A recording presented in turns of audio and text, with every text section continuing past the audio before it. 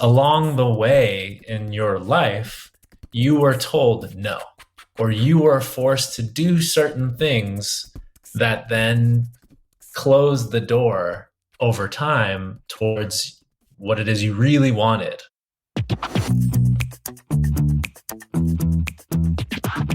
This is the Happen to Your Career podcast with Scott Anthony Barlow. We help you stop doing work that doesn't fit you, figure out what does, and make it happen. We help you define the work that is unapologetically you and then go get it.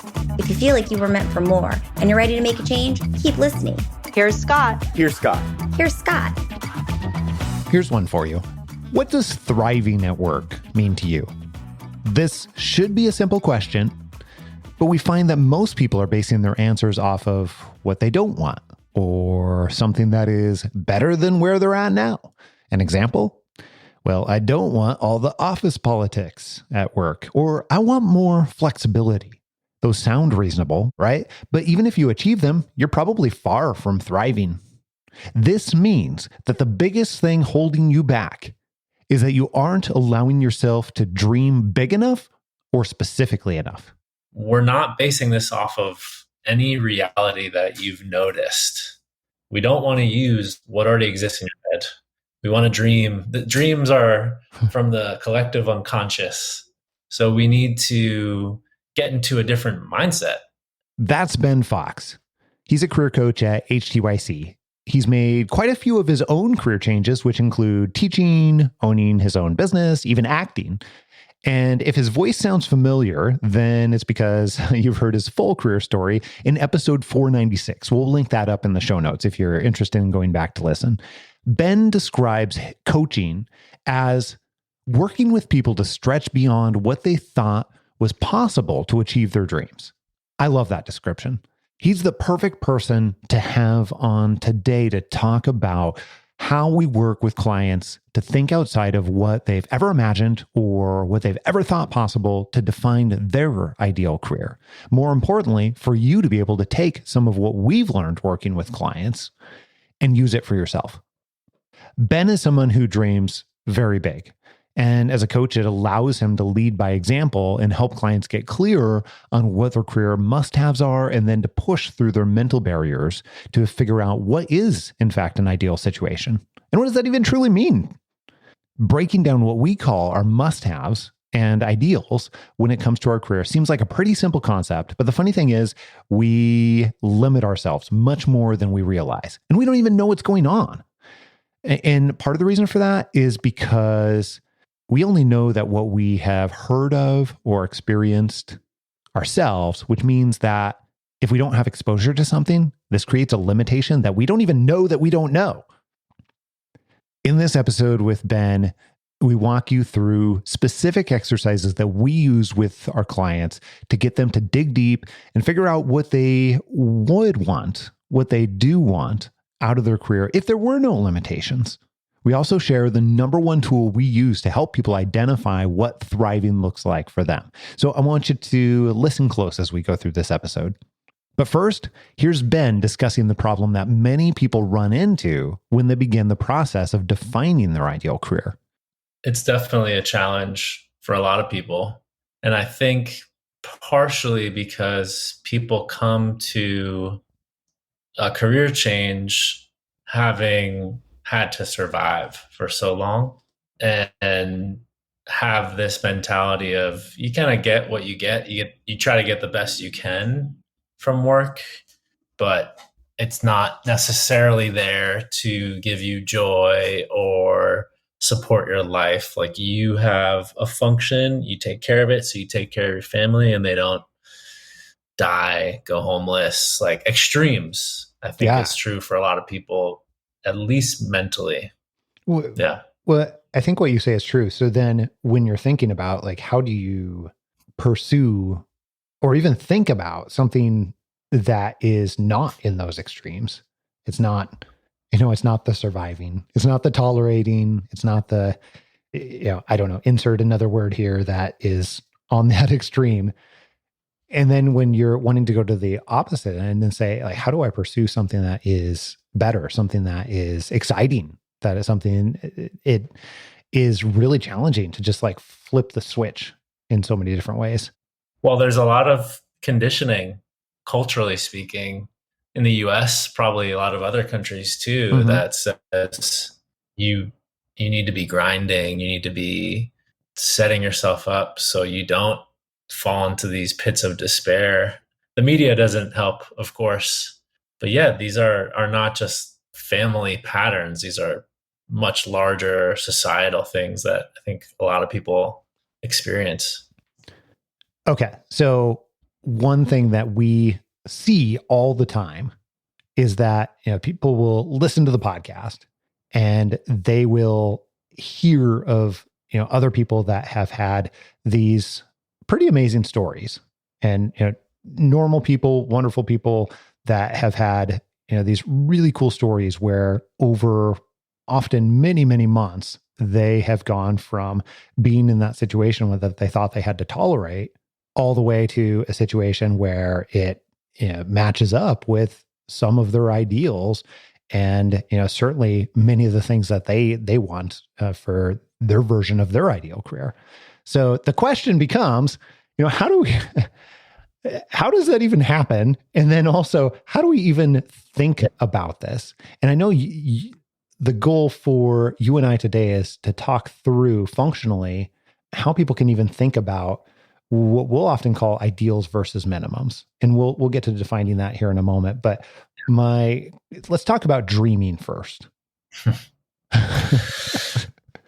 One thing I assume when people walk through the proverbial door as clients here at HTYC, one thing I assume is that they're not so thrilled about their current work situation.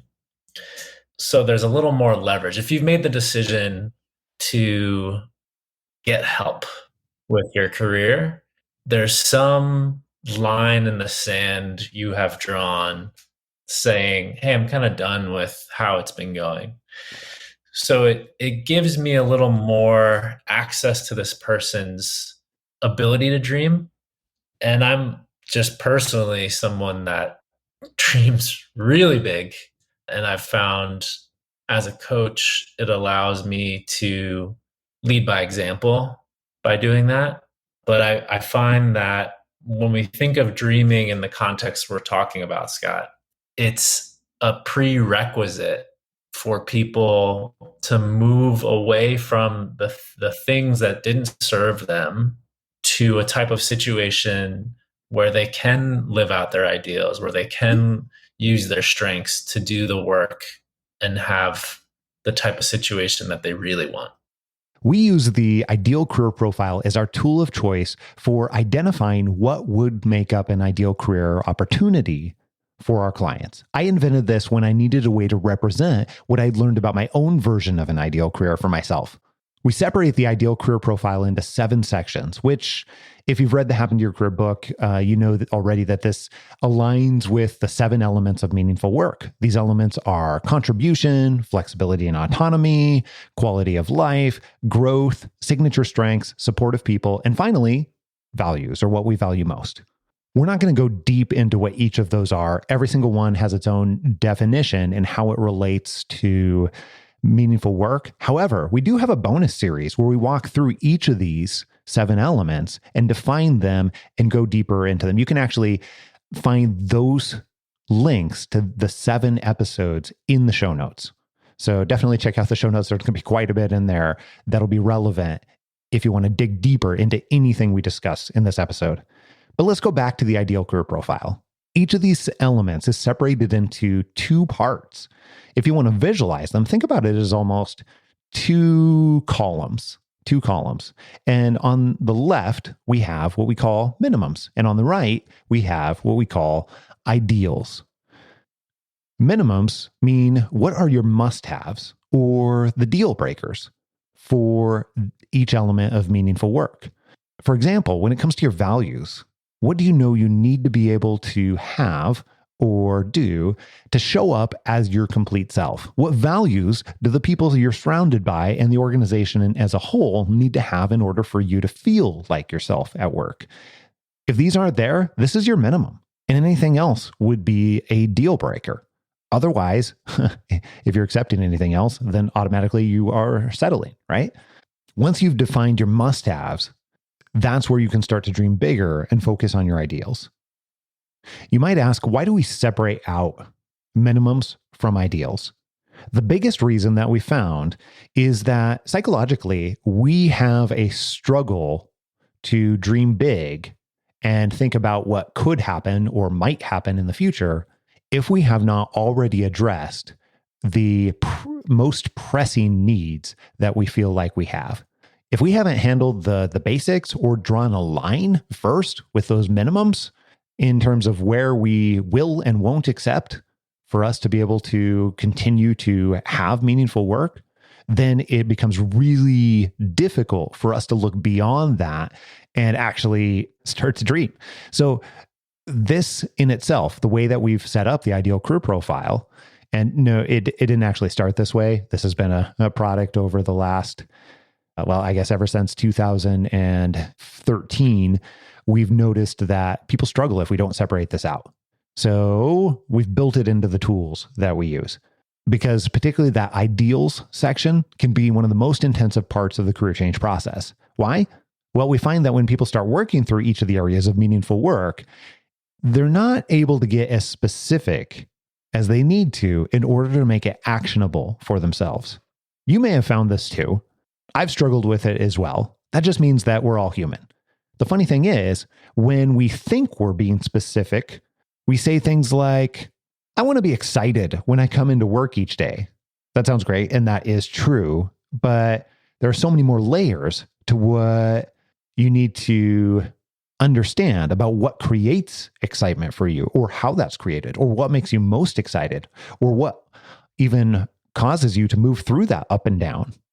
Once you begin to understand these layers and the contexts, that's what allows you to get to what you really want and what an ideal could be for you. One great example of this that we hear all the time when working through the flexibility and autonomy section is, I want a remote role. Here's Ben giving a great example of how he walks our clients through this and gets them to get specific on what they truly want.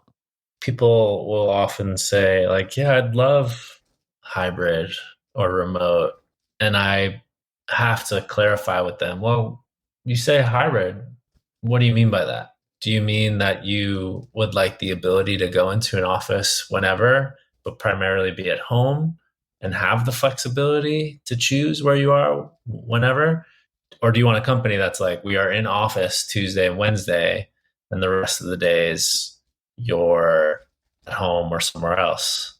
And people are like, oh my God, I didn't even know it could be that flexible. It's like, well, we're not basing this off of any reality that you've noticed. We don't want to use what already exists in your head. We want to dream. The dreams are from the collective unconscious. So we need to get into a different mindset. And what I tell people is, like, if you had exactly what you wanted, what would that look like as far as location? And some people are like, I want the ability to be anywhere in the world and do this work. And that there's an office that I can sometimes go to see my colleagues because I still like to see them. Or if it's not an office, that we meet a few times a year. I'm like, yes, that is specific. Now we're talking. Way different than I'd like hybrid.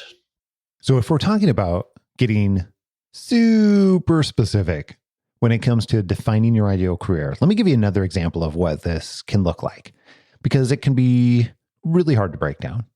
One thing we hear all the time is, I want to work in an organization that is mission driven. But when we start to dig, we discover that it's not just about an organization that's mission driven. Often it is about more than that. It's about things that are deeper or more specific than that. Let's play this out. Let me give you an example of how this normally goes when we are doing this internally with our clients. And you can use this progression for yourself. Is it going to be the end all be all or the magic pill or anything? Probably not, but it's enough to get you started so that you can think about this a little bit differently so that you can get to your own set of meaningful answers. Okay, so we start with, I want to work in an organization that's mission driven. Well, that's fantastic, but what does that actually mean? What are the type of missions that resonate more than others? Is it about your values? Is it about something that you value? Or is it about a problem that you're excited about solving? Or still, it could be about something else. But I just want to give you those two examples. So we start to say, okay, well, what are the missions that you identify with? Let's point to some that you identify more with in the real world. And maybe it's about something that you have personally experienced. Well, I recovered from, this isn't my example, this is an example from a client. I was able to work through and beat cancer. And that is something I'd love to be able to help have an impact on with other people. Okay, that's fantastic. That is more meaningful than other types of missions. What other types of missions are meaningful to you? And it might not just be from the it's impacted you negatively standpoint, although that's a great place to start looking when you're thinking about like what is the type of mission or problem that you want to solve or work on. But it could also be about like, what are the types of missions that get you excited, that you find yourself already being drawn to?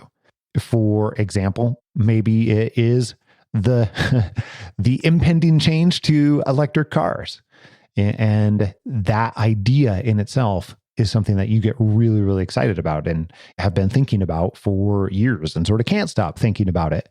If that's the case, then that doesn't mean you should immediately go into the electric car industry. But what it does mean is that that's another sample, that's another data point to question, okay, what is it about that gets me excited? Is it about that problem itself? Is it about the idea behind the technology? Is it about the fact that it's changing an entire industry or entire section of the world? Is it about something else that we haven't identified yet? These are the questions to help you peel back layers in order to get specific enough. So we already covered a few, what has been very challenging for you or emotionally a problem that you resonate with because of something that you've had a not so great experience with or a terrible experience with in your life and overcome.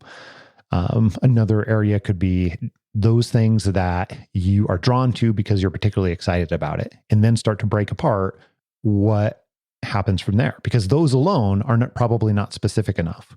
People have a tendency to jump at the first thing. Well, I should definitely go work in solving cancer. I should definitely go work in electric cars. But how can we get more specific? How can we continue to peel back the layers? So, as we mentioned, what if you asked yourself, well, what is it about that you like? Is that true for other situations? Or why is it that you want that? Or how could we get even more specific about what are the contexts that are the situation? So this exercise of continually asking yourself questions to get deeper into the specifics of your ideal role can help you get past mental barriers you didn't even realize were there. I also fully recognize, like, this is part of the reason why coaching is one of the things that we do as an organization. Sometimes it's really difficult to do this on your own. I often work with a partner or a coach or somebody else in order to help me recognize when I'm getting up against my own limitations that I can't see for one reason or another, because I only know what's in my head.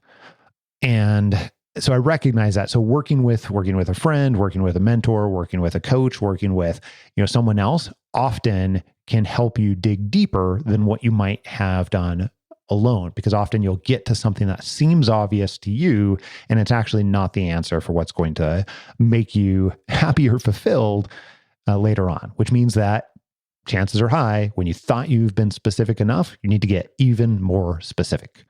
And it's easy to see why. Often these come from assumptions that we've made about work or how we grew up or what we've seen in society, and they formed your thoughts around what work is for your entire life. Just like the 40-hour work week, for example. Here's Ben again. One of the things I've noticed people get hung up on in this process too is hours that they work, the amount of hours and when. a lot of people come into coaching conversations working more than what we consider full-time. And I have to tell them, like, hey, if you're working 60 hours, you're working time a half by the standards we've set of full-time. And if people are coming in feeling kind of overworked, burnt out, when I get to this question of, hey, what would the ideal hours look like for you? Like, oh, full-time's fine. And I have to pull them back, pull them out, show them, especially for like people who are becoming parents, new parents, and tell them, hey, listen, let's take everything you know about the way the corporate world is set up and put it to the side. And if I said to you, hey, you can work however many hours per week that makes sense for you and the life that you're creating, what would you then say? Would it be like, hey, I don't really want to work on Fridays and I don't want to work more than 32 hours. And I'd like to be able to start at 10 a.m. because I have to bring my children to school. I want to get the full 8 hours sleep and show up ready to do it. And I'd like to end by 4 because I want to be a parent or I want to work out and explore my city or pursue this creative art that I like. I want to be a painter as well, and I have time for that and still get paid well so I can live in this place I want to live in. Like, oh, okay. So we're not talking about 9 to 5. We're talking about how do we allow you to have the lifestyle you want? And how does that relate to your time? These kind of innocuous little questions.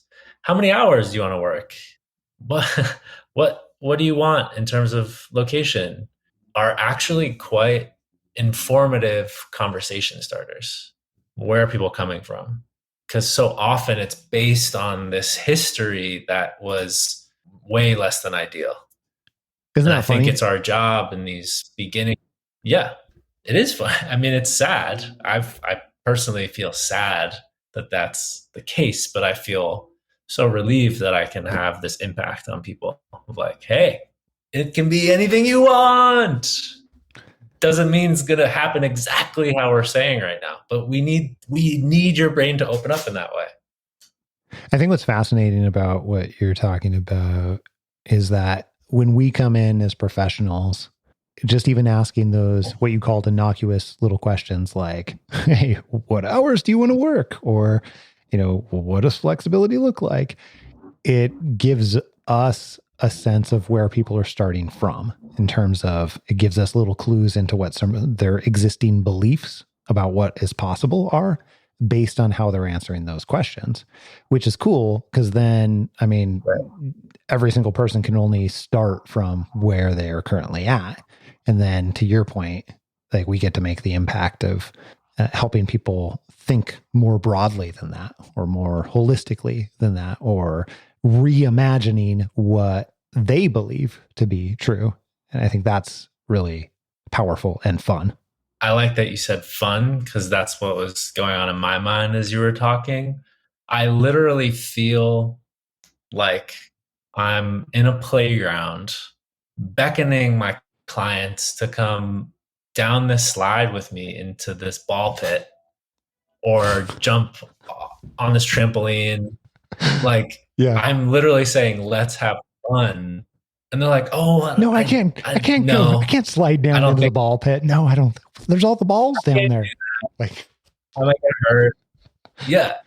People have let society, culture, fill in the blank, create what these boundaries are. They're already created. Full-time is a concept that has been created relatively recently in human history. Mm-hmm. And doesn't even hold for most people, at least in corporate America. They're working more than full time and they're okay with it because they're making a good salary. If we are not defining these things, they're already defined by other people and people who don't really care about what you want. Mm-hmm. So the space is definitely showing up, allowing people to be wherever they're at And then, yeah, like allowing them to take off all this baggage and slide into the ball pit with me. Well, let me ask you about this then. What about if something feels impossible? Because that's something I've heard over and over and over again throughout the years, where it's like, is that even possible? Like, or that doesn't feel like it's a possibility, or that doesn't feel real, or that doesn't seem realistic. I don't want to focus on that. That doesn't seem realistic. Tell me about how you think about that.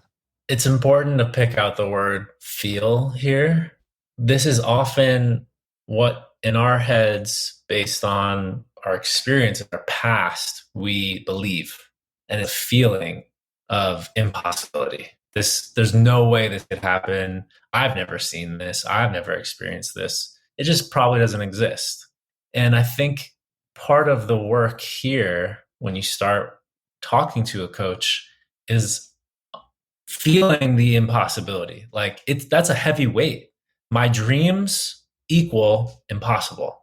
Okay, there's something really important for us to uncover here, because along the way in your life, you were told no, or you were forced to do certain things that then close the door over time towards what it is you really wanted.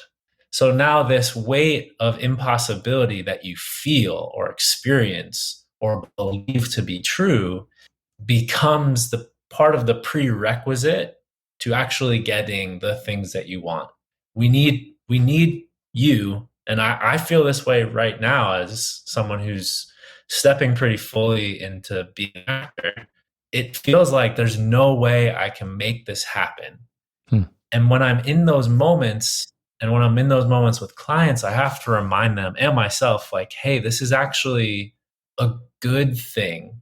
The fact that it feels so hard and impossible means that we are clarifying where you're coming from, like your whole psychology as it relates to these things that you want. Mm-hmm. And I'll just speak again personally. I had it in my head since I was young, because I have a lot of artists in my family. Yeah. If I wanted to be an artist, I need to professionalize in this thing or not do it. And I've known this about myself.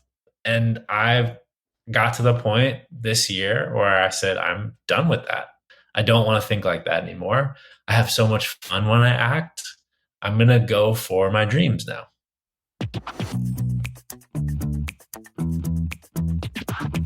Making an intentional career change is an opportunity to create a vision of a career that truly fits your life. This process isn't about trade-offs, like I would take less money if it just meant I was happy at my job. It's not about settling. It's not about toleration. If I had to go into the office 3 times a week, I could totally make it work. If you find yourself saying things like that, you're probably accidentally settling. The reason you go through all the time, effort, energy to identify what you must have in your life and what is ideal for you in your career is so that you can get to the point of thriving.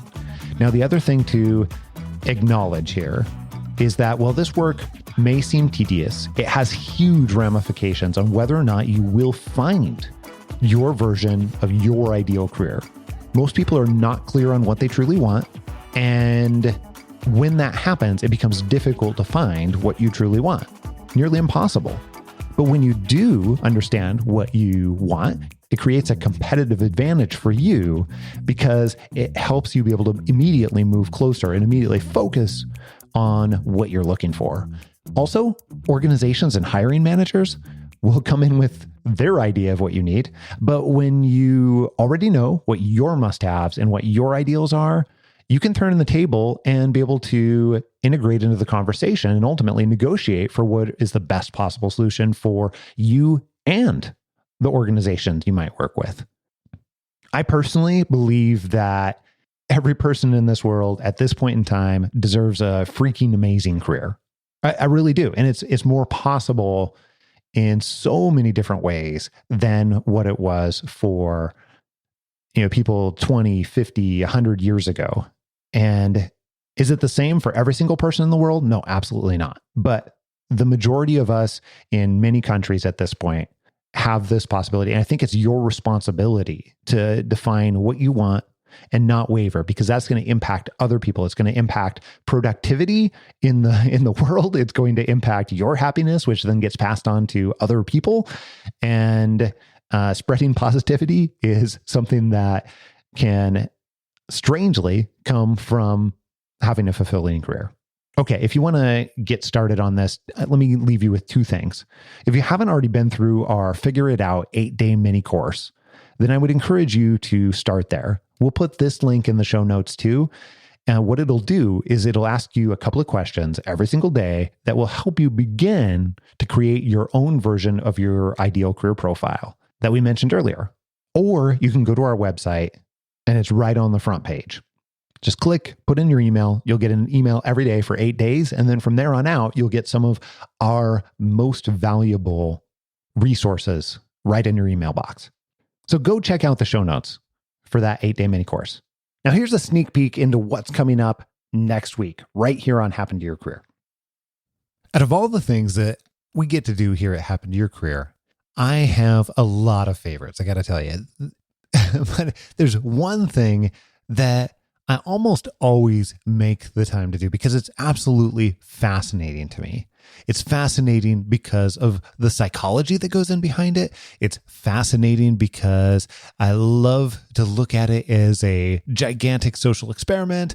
It's fascinating because I want to see how far I can push the boundaries in some different ways to really understand how we work and think as human beings. And this particular area is negotiation. And guess what? Realize that we really haven't done very many episodes on negotiation whatsoever. We've been doing this for 7 years. The Happen to Your Career podcast has been going on for 7 years, well over 1 million downloads. And we've never, ever really done a sizable episode on negotiation and telling you how to do it. And the crazy thing is, this really is one of my favorite topics. Yes, I know that makes me a weirdo. I'm 100% okay with that. I absolutely love it. I can't stop doing it, quite frankly, because it's so fascinating to me. Even oh my goodness, just in the last week, my kids are getting into hockey and been negotiating on hockey equipment just because I want to see how people react. And this is something that really plays a massive difference into you, your career, your life, your lifestyle, and ultimately many of the choices that you have. All that and plenty more next week right here on Happen to Your Career. Make sure that you don't miss it. And if you haven't already, click subscribe on your podcast player so that you can download this podcast in your sleep and you get it automatically, even the bonus episodes, every single week, sometimes multiple times a week. Until next week, adios. I'm out.